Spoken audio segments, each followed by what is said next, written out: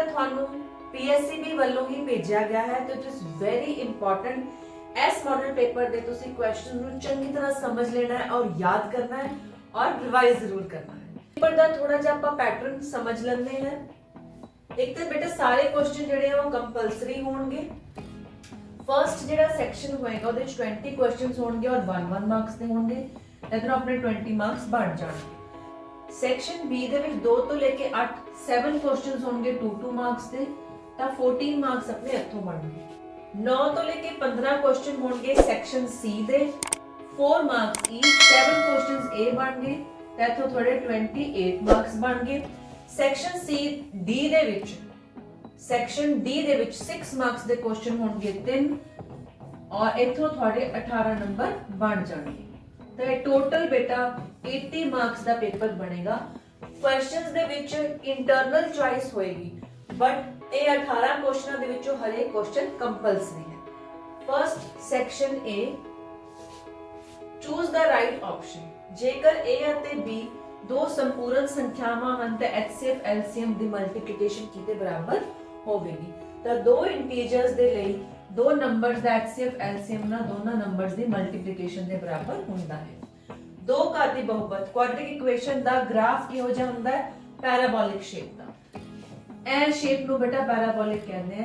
ਤੁਸੀਂ +1 ਦੇ ਵਿੱਚ ਅਗਰ ਮੈਥਸ ਪੜੋਗੇ ਤਾਂ ਇਹ ਦੇਖੋਗੇ ਵੀ ਕਿਸ ਇਕੁਏਸ਼ਨ ਦਾ ਕਿਸ ਡਾਇਰੈਕਸ਼ਨ ਵਿੱਚ ਗ੍ਰਾਫ ਹੁੰਦਾ, ਪਰ ਗ੍ਰਾਫ ਦੀ ਸ਼ੇਪ ਇਹੀ ਹੋਏਗੀ। ਜੇਕਰ ਸਮੀਕਰਨਾਂ ਦਾ ਜੋੜਾ ਅਸੰਗਤ ਹੈ ਯਾਨੀ ਕਿ ਉਹਦਾ ਇਨਕਨਸਿਸਟੈਂਟ ਹੈ, ਸੋਲੂਸ਼ਨ ਉਹਦਾ ਨਹੀਂ ਨਿਕਲੇਗਾ, ਸੋ ਉਹਦੇ ਵਿੱਚ ਕਿਹੜੀ ਕੰਡੀਸ਼ਨ ਸਹੀ ਹੋਏਗੀ?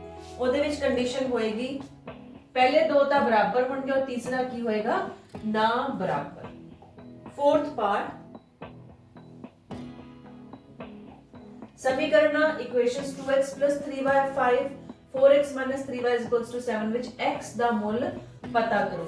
बेटा ਜਦੋਂ ਇਸ ਤਰੀਕੇ ਦਾ ਕੁਐਸਚਨ ਆ ਜਾਵੇ x y ਦਾ ਮੁੱਲ ਪਤਾ ਕਰਨ ਦਾ ਔਰ 1 ਮਾਰਕ ਦਾ ਕੁਐਸਚਨ ਹੈ ਤਾਂ ਤੁਸੀਂ ਹਮੇਸ਼ਾ ਨੋਟਿਸ ਕਰੋਗੇ ਕਿ ਤੁਹਾਡੇ ਇੱਥੇ ਜਿਹੜਾ ਹੈ ਉਹ ਪਲੱਸ ਮਾਈਨਸ ਦਾ ਫਰਕ ਹੋਏਗਾ ਔਰ ਨੰਬਰ ਆ ਵਾਲਾ ਸੇਮ ਹੋਏਗਾ। ਅਗਰ x ਦੀ ਵੈਲਿਊ ਪੁੱਛ ਰਹੇ ਹੋ ਤਾਂ y ਦਾ ਕੋਐਫੀਸ਼ੀਐਂਟ ਸੇਮ ਹੋਏਗਾ, ਨਿਸ਼ਾਨ ਦਾ ਫਰਕ ਹੋਏਗਾ। ਤਾਂ ਤੁਸੀਂ ਦੋਨੋਂ ਇਕੁਏਸ਼ਨਸ ਨੂੰ ਇੱਥੇ ਜਿਸ ਤਰੀਕੇ ਨਾਲ ਤੁਹਾਨੂੰ ਮੈਥਡਸ ਆਉਂਦੇ ਉਵੇਂ ਸੋਲਵ ਨਹੀਂ ਕਰਨ ਬੈ ਜਾਣਾ ਹੈਗਾ। ਦੋਨੋਂ ਇਕੁਏਸ਼ਨਸ ਨੂੰ ਸਿੰਪਲੀ ਤੁਸੀਂ ਐਡ ਕਰਨਾ ਹੈ।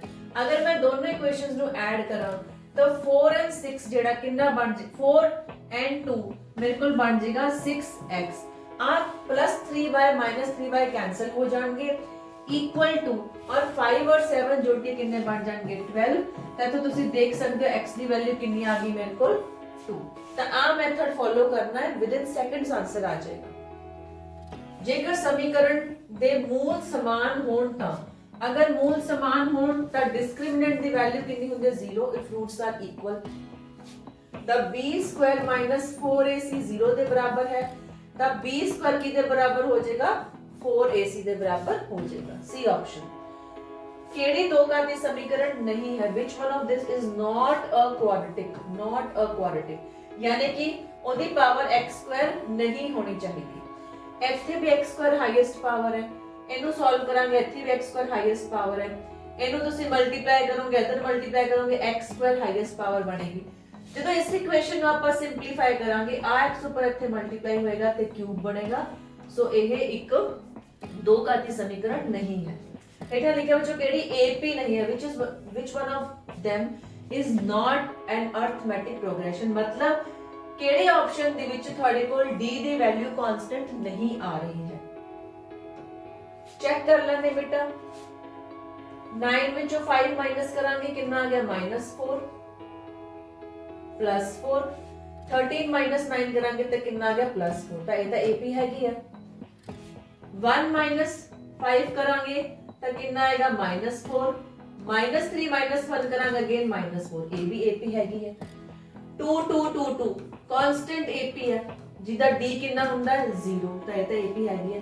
ਤਾਂ ਬਚਿਆ ਕਿਹੜਾ ਆਪਸ਼ਨ C ਜੋ ਕਿ AP ਨਹੀਂ ਹੈ। ਤੁਸੀਂ ਚੈੱਕ ਵੀ ਕਰ ਸਕਦੇ ਹੋ। किसी अंगगणितिक लड़ी के पहले n पदां दा जोड़फल Sn है।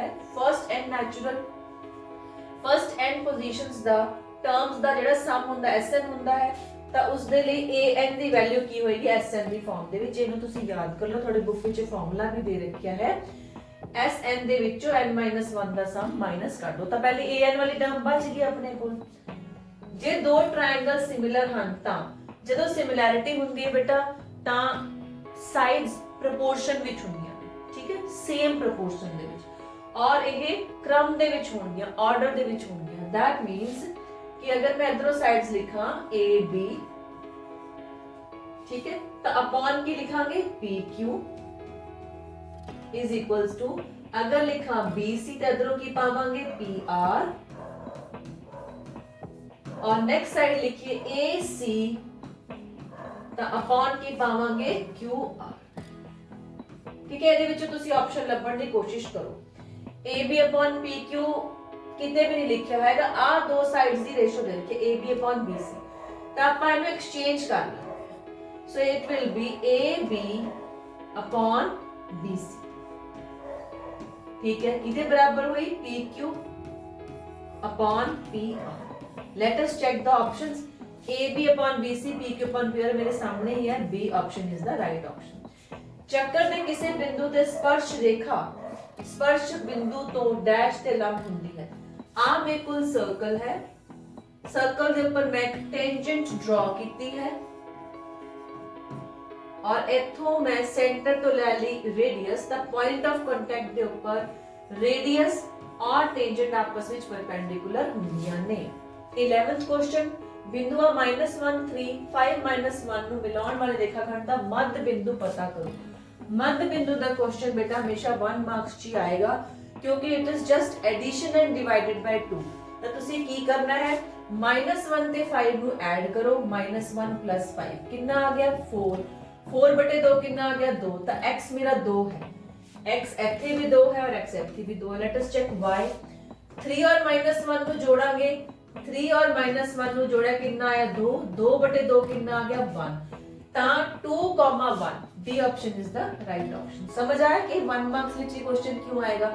ਇਹ ਆਪਾਂ ਨੂੰ ਫਾਰਮੂਲਾ ਦੇ ਰੱਖਿਆ ਹੈ ਬੁੱਕ ਦੇ ਵਿੱਚ, x1 + x2 upon 2 y1 + y2 upon 2। ਇਹ ਤੁਹਾਡੇ ਮੱਧ ਬਿੰਦੂ ਦਾ ਫਾਰਮੂਲਾ ਹੈਗਾ। -3,4 ਨੂੰ ਮੂਲ ਬਿੰਦੂ ਤੋਂ ਦੂਰੀ ਪਤਾ ਕਰੋ। Find the distance of -3,4 from origin. मूल बिंदु ਦੇ ਕਈ ਵਾਰ ਬੇਟਾ ਨਿਰਦੇਸ਼ਕ ਵੀ ਆ ਜਾਂਦੇ ਹੋ 0,0 ਹੁੰਦੇ, ਤਾਂ ਤੁਸੀਂ ਸਿੰਪਲੀ ਇਹ ਵੀ क्वेश्चन 1 मार्क्स ਚ ਹੀ ਆਣਾ ਹੈ। सिंपली की करना है, एदा करो स्क्वायर कितना आ गया 9, 4 दा करो स्क्वायर कितना आ गया 16, आंसर कितना आ गया मेरे को 25, एदा ले लो वहां अंडर रूट कितना आ गया 5।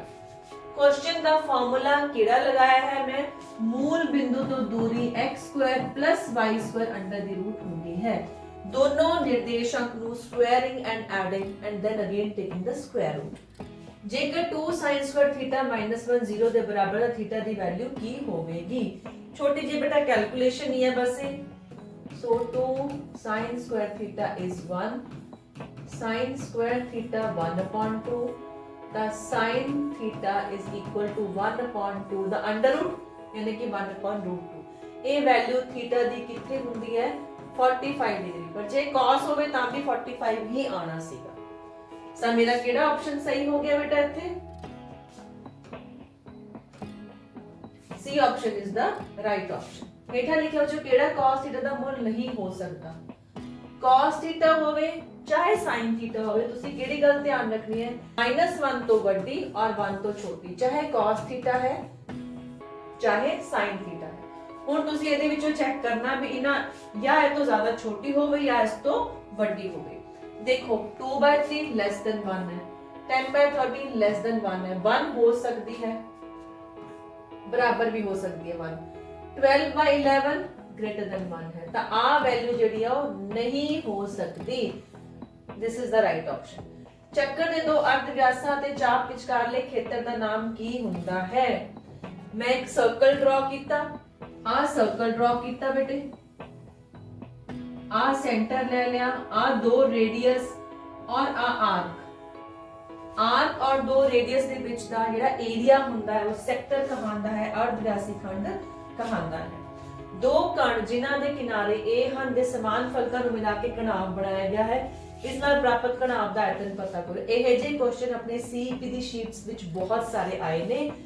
ਆ ਇੱਕ ਕਿਊਬ ਹੈ और आ भी क्यूब है। जो मैंने ज्वाइन किया तो की फर्क पैंदा, सिर्फ लेंथ चेंज होंदी है, ब्रेथ भी सेम रहती है, हाइट भी सेम रहती है। तो आंसर आ गया वॉल्यूम का 2a क्यूब। यह लाटू एक शंकु के आकार का जिसके आधार ते एक अर्ध गोला बनया होया है। लाटू की पूरी ऊंचाई 15.5 है, इसका अर्ध व्यास 3.5 है। शंकु की तिरछी ऊंचाई पता करो। थोड़ा जा लेंदी है बेटा, क्योंकि ये थोड़े बुक दे विच ये सारी कैलकुलेशंस किसी और क्वेश्चन विच यूज हो रही है, सो इन्हें 1 मार्क दे विच पा लिया। मैं थानू कैलकुलेशन करके विखा दिंदी है, थानू ओदा फार्मूला भी समझा दिंदी है, बट एदा आंसर तुसी याद रखना है 12.5 सेंटीमीटर ही आएगा। हुण कैलकुलेशन है कि इस फिगर नु बेटा मैं इत्थे रफ ड्रॉ कीता है थानू समझाउण दे लई। टोटल हाइट 15.5 है, तो अगर मैं कोण दी हाइट पता करा तो 15.5 दे विचों 3.5 नु माइनस करांगे, आ वाले डिस्टेंस नु माइनस करांगे तो आ जाएगा मेरे को 12 और रेडियस है 3.5, हाइट है 12। सो आप तिरछी ऊंचाई स्लांट हाइट पता करना चाहते हैं, जिसका फार्मूला की हुंदा है पाइथागोरस थ्योरम के अनुसार h² + r²।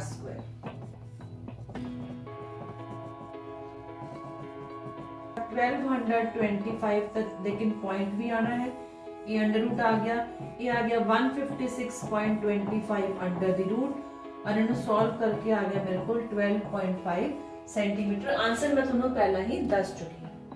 सी ऑप्शन हेठा लिखिया विचों केड़ा केंद्री प्रवृत्ति ਦਾ माप नहीं है। हमेशा एक क्वेश्चन आਉਂਦਾ ਹੀ ਆਉਂਦਾ है, 1 मार्क्स ਚ ਆਵੇ ਚਾਹੇ ਕਿਸੇ ਹੋਰ ਤਰੀਕੇ ਨਾਲ ਆਵੇ। which one of them is not a measure of central tendency?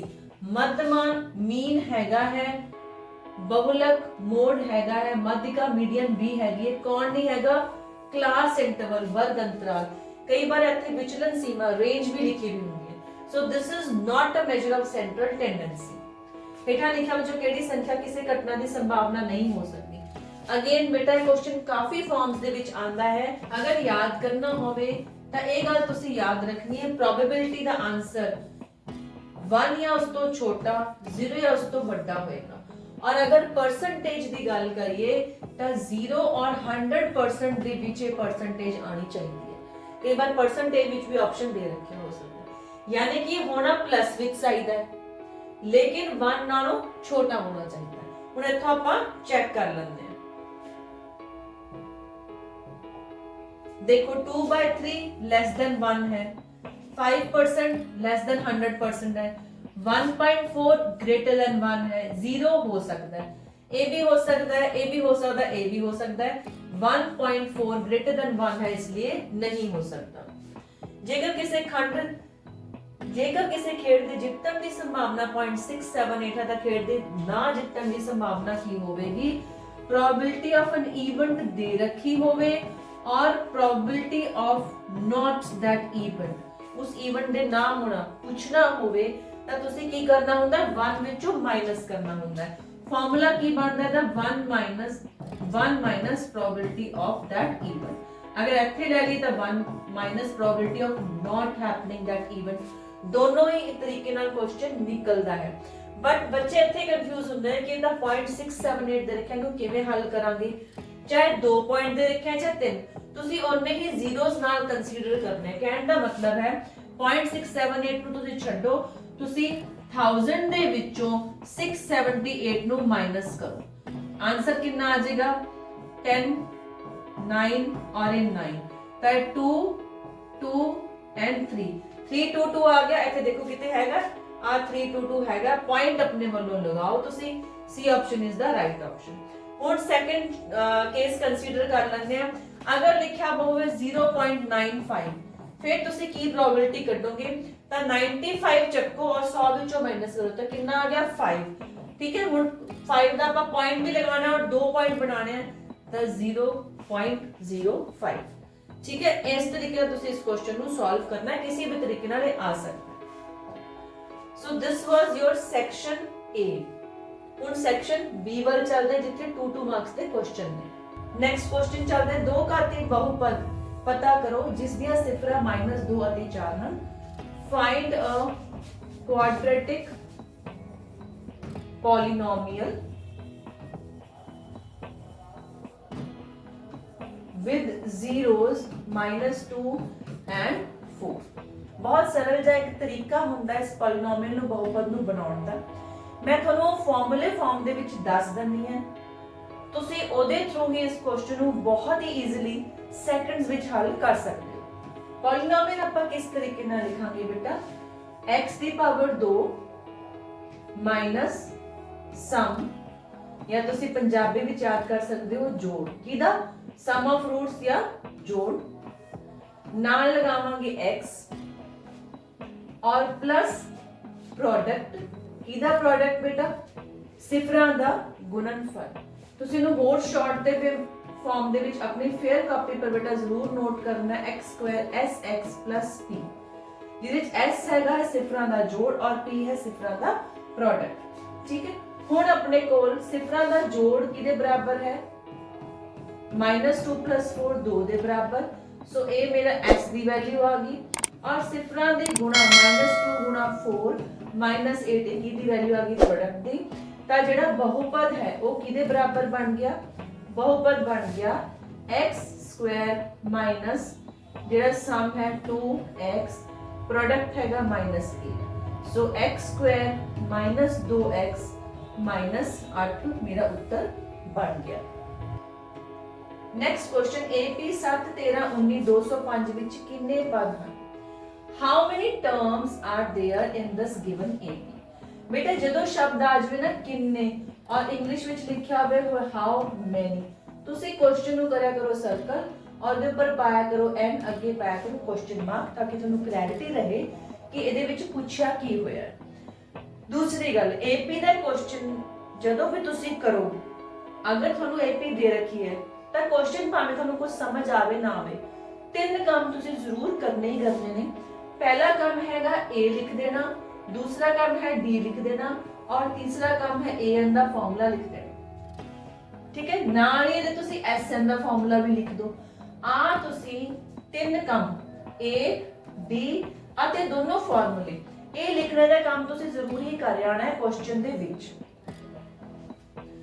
ਸੋ ਇਸ ਕੁਐਸਚਨ ਦੇ ਵਿੱਚ A ਦਾ ਮੁੱਲ 7 ਹੈ और D का मूल 13 - 7 यानी कि 6 और 205 ਨੂੰ ਆਪਾਂ ਕੀ ਮੰਨ ਲਾਂਗੇ AN।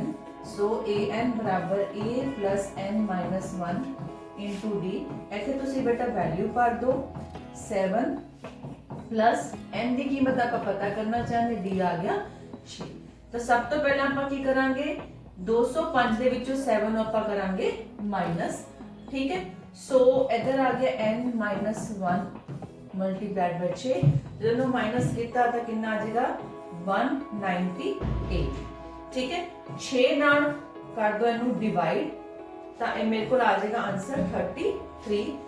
ਇਹਦਾ ਮਤਲਬ n - 1 ਦੀ ਕੀਮਤ ਆ ਗਈ 33। ਸੋ n ਦੀ ਕੀਮਤ ਕਿੰਨੀ ਆ ਜਾਏਗੀ ਮੇਰੇ ਕੋਲ 34, 33 + 1। ਇਹ ਆਪਣਾ ਆਨਸਰ ਹੈ। ਸੋ ਆਪਾਂ ਸਟੈਪਸ ਕੀ ਯਾਦ ਰੱਖਣੇ ਨੇ, ਜਦੋਂ ਵੀ AP ਦਾ ਕੁਐਸਚਨ ਆਏ, AP ਅਗਰ ਗਿਵਨ ਹੈ ਤਾਂ A ਲਿਖੋ, D ਪਤਾ ਕਰੋ, AN ਦਾ ਫਾਰਮੂਲਾ ਲਿਖ ਦਿਓ, SN ਦਾ ਫਾਰਮੂਲਾ ਇੱਕ ਵਾਰੀ ਲਿਖ ਦਿਓ।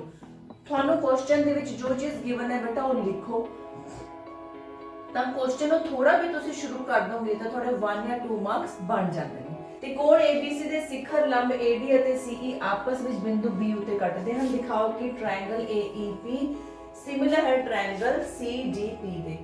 इंग्लिश विच क्वेश्चन ये कह रहा है कि in triangle ABC the altitudes AD and CE, AD and CE या perpendiculars कह लो या altitudes कह लो, they both intersects at the point P।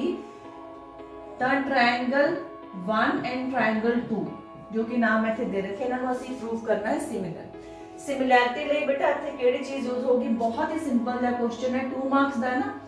ਆ ਦੇਖੋ ਦੋ ਮੇਰੇ ਕੋਲ 90 ਡਿਗਰੀ ਦੇ ਐਂਗਲ ਆਵੇ ਔਰ ਆ ਵਾਲਾ ਕੋਣ P ਇਸ ਟ੍ਰਾਇੰਗਲ ਵਿੱਚ ਵੀ ਹੈ, PCPD ਟ੍ਰਾਇੰਗਲ ਵਿੱਚ ਵੀ, ਇੱਥੇ ਵੀ ਇਹ वर्टिकली अपोजिट एंगल है, शिखर सन्मुख होने तक कोण भी बराबर आ गए, तो एंगल सिमिलैरिटी ਇੱਥੇ इस्तेमाल हो जाएगी।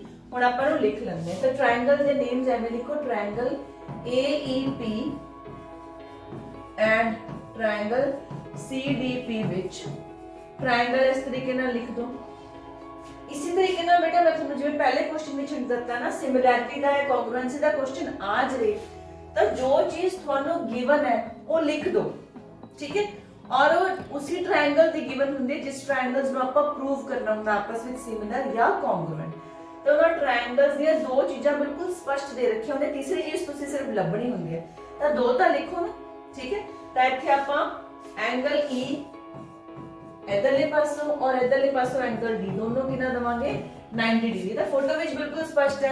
हुण तुसीं इन्ना लिख दोगे तो तुहानू मार्किंग वेले ते हाफ मार्क्स मिलन। कि पता लग रहा मैनू इस triangle they which A P E कोण पी इधरले पासों भी और कोण पी इधरले पासों भी सी पी डी की लिखोगे तुसीं शिखर सन्मुख कोण। शिखर सन्मुख कोण vertically opposite angles. So angle similarity दे नाल समरूपता दे नाल त्रिकोण AEP सिमिलर है त्रिकोण CDP।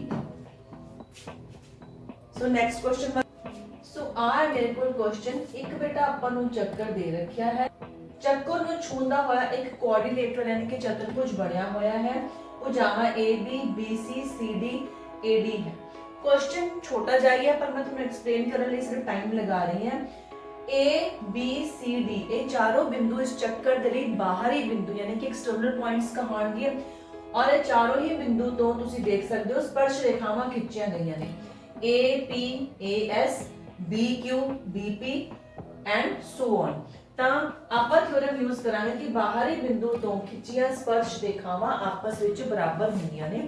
The tangents, the length of tangents from external points to a circle are equal। ਇਹ ਚੀਜ਼ ਯੂਜ਼ ਕਰਕੇ ਕੁਐਸਚਨ ਮਿੰਟਾਂ ਦੇ ਵਿੱਚ ਸੋਲਵ ਹੋ ਜਾਏਗਾ।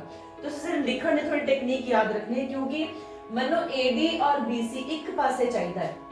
ਸੋ ਆਹ ਵਾਲੀ ਭੁਜਾ ਜਿਹੜੀ ਇੱਕ ਪਾਸੇ ਚਾਹੀਦੀ ਹੈ, ਆਹ ਵਾਲੀ ਭੁਜਾ ਇੱਕ ਪਾਸੇ। ਸੋ ਇਹ ਵਾਲੇ ਜਿਹੜੇ ਟੈਂਜੈਂਟਸ ਲਿਖਾਂਗੇ ਨਾ ਉਹ ਇੱਕ ਸਾਈਡ ਤੇ ਮੈਨੂੰ ਲਿਖਣੇ ਪੈਣੇ। ਆਪਾਂ A ਪੁਆਇੰਟ ਤੋਂ ਸ਼ੁਰੂ ਕਰਦੇ ਹਾਂ। A ਪੁਆਇੰਟ ਤੋਂ ਲਿਖਾਂਗੇ ਸੋ AP will be equal to AS। ਹੁਣ ਤੁਸੀਂ ਦੇਖੋ ਜਿਹੜੀ AP ਹੈ ਉਹ ਜੁੜ ਕੇ AB ਪੂਰੀ ਬਣਾਉਗੀ ਨਾ। ਸੋ PB ਇਸ ਪਾਸੇ ਆਉਣਾ ਚਾਹੀਦਾ ਹੈ, ਠੀਕ ਹੈ। B ਪੁਆਇੰਟ ਤੋਂ ਲੈ ਲਈਏ ਤਾਂ PB ਕਿਹਦੇ ਬਰਾਬਰ ਹੋ ਜਾਊਗਾ BQ ਦੇ ਬਰਾਬਰ ਹੋ ਜਾਊਗਾ। ਹੁਣ ਦੇਖੋ BQ QC ਦੇ ਬਰਾਬਰ ਹੋਣਾ ਚਾਹੀਦਾ ਹੈ, ठीक है। सो QC और RC ਇਹਦਾ ਆਪਾਂ ਧਿਆਨ ਰੱਖਾਂਗੇ।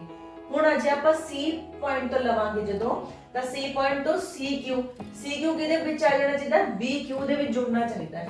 ਸੋ ਮੈਂ C ਪੁਆਇੰਟ ਤੋਂ ਜਿਹੜੀਆਂ ਟੈਂਜੈਂਟਸ ਲਿਖਾਂਗੇ ਕਿ ਲਿਖਾਂਗੇ RC ਤੇ ਇਧਰੋਂ CQ ਇਹ ਹਿੱਸੇ ਬਰਾਬਰ ਹੋ ਗਏ।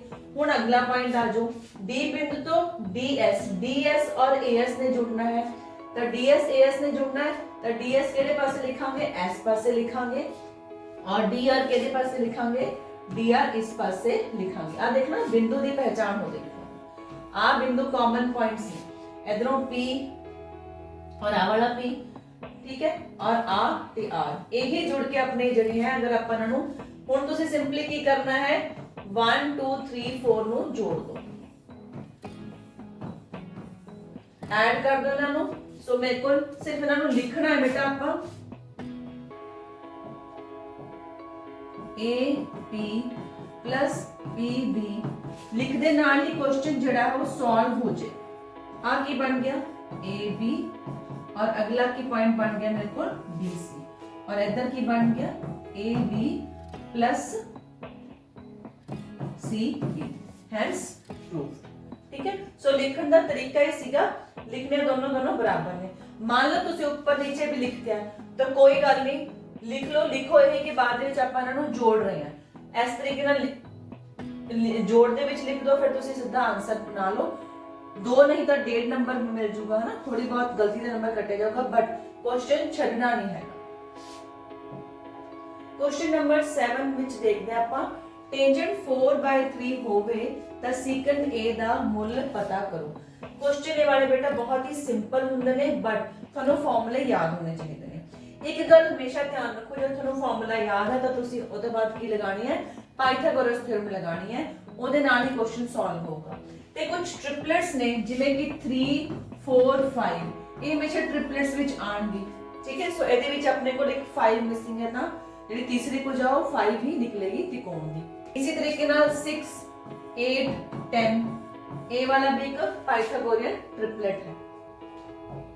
ਤਾਂ ਇਸ त्रिकोण ਦੇ ਵਿੱਚ ਟੈਂਜੈਂਟ A ਦੇ ਰੱਖਿਆ ਹੈ, ਸੋ ਮੈਨੂੰ A ਨੂੰ ਕਿੱਥੇ ਬਣਾਉਣਾ ਚਾਹੀਦਾ ਹੈ, ਨੀਚੇ ਬੇਸ ਦੇ ਵਿੱਚ। ਸੋ A B C ਤੁਸੀਂ ਇਸ ਤਰੀਕੇ ਨਾਲ ਡਰਾ ਕਰਨਾ ਹੈ। ਸੋ ਟੈਂਜੈਂਟ A ਇਹਦੇ ਬਰਾਬਰ ਹੁੰਦਾ ਹੈ ਪਰਪੈਂਡੀਕੂਲਰ ਅਪਨ ਬੇਸ ਤੇ। परपेंडिकुलर दे रखा है 4 और बेस दे रखा है 3, नाल आपा की लगावांगे एक रेशो लगावांगे k, क्योंकि एग्जैक्ट 4:3 नहीं हो सकता ना बेटा, ये प्रोपोर्शन है, प्रोपोर्शन 4/3 है। अगर आप असली वैल्यू लगाएंगे तो 4k और 3k ले सकते हैं, यानी कि a हो गया 4k और a हो गया 3k, और करंट हाइपोटेन्यूज मेनू पता करनी है। सो 4k स्क्वायर 3k स्क्वायर और ਇਹਦਾ ਅੰਡਰ ਰੂਟ किदे बराबर आ जाएगा मेरे को, AC दे बराबर है ये करंट दे, तो मैंने सीधी ਤੁਹਾਨੂੰ ਦੱਸ ਰਿਹਾ ਦੀ ਵੈਲਿਊ ਕਿੰਨੀ ਆ ਜਾਏਗੀ ਮੇਰੇ ਕੋਲ 5k। ਸੋ ਇਹ ਆ ਗਿਆ ਮੇਰੇ ਕੋਲ 5k। ਹੁਣ ਸੀਕੈਂਟ ਇਹ ਪੁੱਛਿਆ, ਕਈ ਵਾਰ ਬੱਚਿਆਂ ਨੂੰ ਸੀਕੈਂਟ ਕੋਸੀਕੈਂਟ ਜਾਂ ਕੋਟੈਂਜੈਂਟ ਨਹੀਂ ਯਾਦ ਹੁੰਦੇ, ਬਟ ਇਹ ਤਾਂ ਪਤਾ ਵੀ ਸੀਕੈਂਟ cos ਦਾ ਉਲਟਾ ਹੈ। ਸੋ ਆਪਾਂ ਇੱਥੋਂ cos A ਦਾ ਮੁੱਲ ਪਤਾ ਕਰ ਸਕਦੇ ਹਾਂ, ਜੋ ਕਿ ਹੁੰਦਾ ਹੈ ਬੇਸ ਅਪਨ ਹਾਈਪੋਟੇਨਿਊਜ਼। ਹੁਣ ਬੇਸ ਕਿੰਨਾ ਹੈ 3k और हाइपोटेन्यूज 5k, यानी कि 3/5। लेकिन पूछा कि है सीकंट, जो कि इसका उल्टा है, सो आंसर कितना आ जाएगा मेरे को 5/3। आई होप ਤੁਹਾਨੂੰ क्वेश्चन समझ आ गया होगा। ਇਹ क्वेश्चन बुक ਦੇ ਵਿੱਚ ਹੈ, बट ਇਸ ਦੇ ਨਾਲ ਦੇ ਤੁਸੀਂ ਜ਼ਰੂਰ क्वेश्चन ट्राई करने ने, और कोई भी ट्रिग्नोमेट्रिक रेशियो पूछी जा सकती है। क्वेश्चन ਚੱਲਦੇ ਆ क्वेश्चन नंबर 8 ਲਾਸਟ ਹੈ ਆਪਣੇ ਸੈਕਸ਼ਨ B ਦਾ। ਜੇਕਰ ਇੱਕ ਪਾਸੇ ਨੂੰ ਇੱਕ ਵਾਰੀ ਸੁੱਟਿਆ ਜਾਂਦਾ ਹੈ, ਅਭਾਜ ਸੰਖਿਆ ਨਾ ਆਉਣ ਦੀ ਸੰਭਾਵਨਾ ਪਤਾ ਕਰੋ। If a dice is thrown just once, find the probability of not finding a prime number। ਤਾਂ ਨਾ ਆਉਣ ਦੀ ਸੰਭਾਵਨਾ ਪੁੱਛੀ ਹੋਈ ਹੈ। ਜਨਰਲੀ ਕੁਐਸਚਨ ਆਉਂਦਾ ਆਉਣ ਦੀ ਸੰਭਾਵਨਾ, ਇਹਦੇ ਵਿੱਚ ਵੈਸੇ ਆਨਸਰ ਸੇਮ ਹੀ ਨਿਕਲਣਾ ਹੈ, ਬਟ ਇਹ ਕੁਐਸਚਨ ਤੁਸੀਂ ਅਭਾਜ ਸੰਖਿਆ, ਈਵਨ ਨੰਬਰ, ऑड नंबर, यानी कि जिस्त और टांक दोनों दे ਲਈ ਇਸ ਕੁਐਸਚਨ ਨੂੰ ਬੇਟਾ ਯਾਦ ਕਰ ਲਓ। ਕੁਐਸਚਨ ਸੇਮ ਤਰੀਕੇ ਨਾਲ ਅਟੈਂਪਟ ਹੁੰਦਾ, ਔਰ ਆਨਸਰ ਵੀ ਸੇਮ ਹੀ ਨਿਕਲਦੇ ਨੇ। ਦੇਖੋ ਜਦੋਂ ਡਾਈਸ ਜਾਂ ਪਾਸੇ ਨੂੰ ਸੁੱਟਿਆ ਜਾਂਦਾ ਹੈ ਤਾਂ ਕੁੱਲ परिणाम ਟੋਟਲ ਆਊਟਕਮਸ ਉਹ ਕਿੰਨੇ ਨਿਕਲਦੇ ਨੇ? ਦੇਖੋ 1 2 3 4 5 6, यानी कि कुल परिणामां दी गिनती ਉਹ ਹੁੰਦੇ ਮੇਰੇ ਕੋਲ 6। Number of total outcomes is 6। ਠੀਕ ਹੈ, ਹੁਣ ਜਿਵੇਂ ਕੁਐਸਚਨ ਲਿਖਿਆ ਹੋਇਆ ਜਿਸ ਦਾ ਟਾਂਕ ਹੈ ਪ੍ਰਾਈਮ ਹੈ, ਉਹ ਤੁਸੀਂ ਨੰਬਰ ਇੱਥੇ ਲਿਖੋਗੇ। ਅਭਾਜ ਸੰਖਿਆ ਜਾਂ ਪ੍ਰਾਈਮ ਨੰਬਰ ਤੁਸੀਂ ਇੰਗਲਿਸ਼ ਵਿੱਚ ਲਿਖਣਾ ਹੈ, ਉਹ ਹੋ ਗਏ ਮੇਰੇ ਕੋਲ 2 3 ਐਂਡ 5। ਤਾਂ ਕੁੱਲ ਫੇਵਰੇਬਲ ਆਊਟਕਮਸ, ਕੁੱਲ ਅਨੁਕੂਲ परिणामां ਦੀ ਗਿਣਤੀ ਕਿੰਨੀ ਆ ਗਈ ਮੇਰੇ ਕੋਲ 3 ਆ ਗਈ। ਠੀਕ ਹੈ, ਹੁਣ ਪ੍ਰੋਬੇਬਿਲਿਟੀ ਦਾ ਇੱਥੇ ਕੀ ਲਗਾਵਾਂਗੇ ਆਪਾਂ formula, favourable outcomes upon total outcomes. So answer ਕਿੰਨਾ ਆ ਜਾਏਗਾ ਮੇਰੇ ਕੋਲ 3/6, यानी कि 1/2। और ना आउण दी संभावना क्योंकि पूछी हुई तो 1 - 1/2, आंसर कितना आएगा 1/2। क्वेश्चन जे जिस्त ਲਈ ਹੈ ਤਾਂ ਆਪਾਂ जिस्त संख्यावां लिख ਦਾਂਗੇ ਕਿਹੜੀਆਂ 2 4 6, लेकिन बाकी सारा कुछ सेम रहेगा, वो भी 3 ही ने। क्वेश्चन जे टांक दे ਲਈ आ गया, फिर ਤੁਸੀਂ ਕੀ ਲਿਖੋਗੇ 1 3 5, ਤਾਂ ਵੀ ਨੰਬਰ ਕਿੰਨੇ ਨੇ 3 ਹੀ ਨੇ, बाकी सारा क्वेश्चन जो है वो सेम रहेगा। सो इस क्वेश्चन ਦੇ ਵਿੱਚ ਆਉਣ ਦੀ ਸੰਭਾਵਨਾ ਚਾਹੇ ਨਾ ਆਉਣ ਦੀ ਸੰਭਾਵਨਾ, ਆਨਸਰ ਸੇਮ ਹੈ, ਬਟ ਤੁਹਾਨੂੰ ਉਹ ਚੀਜ਼ ਲਿਖਣੀ ਪਏਗੀ। ਆ ਚੀਜ਼ ਦਾ ਫਰਕ ਹੈ। ਸੋ ਮੈਂ 2 ਨੰਬਰ ਦੇ ਕੁਐਸਚਨ ਵਿੱਚ ਬੇਟਾ ਤੁਹਾਨੂੰ 6 ਕੁਐਸਚਨ ਕਵਰ ਕਰਾਤੇ ਨੇ। ਇਸ ਕੁਐਸਚਨ ਦੇ ਆਉਣ ਦੀ ਸੰਭਾਵਨਾ ਬਹੁਤ ਜ਼ਿਆਦਾ ਹੈ, ठीक है, एक बार याद रखनी है। तो this ends our section B. अपने 2-2 नंबर वाले क्वेश्चन सारे खत्म हो गए ने।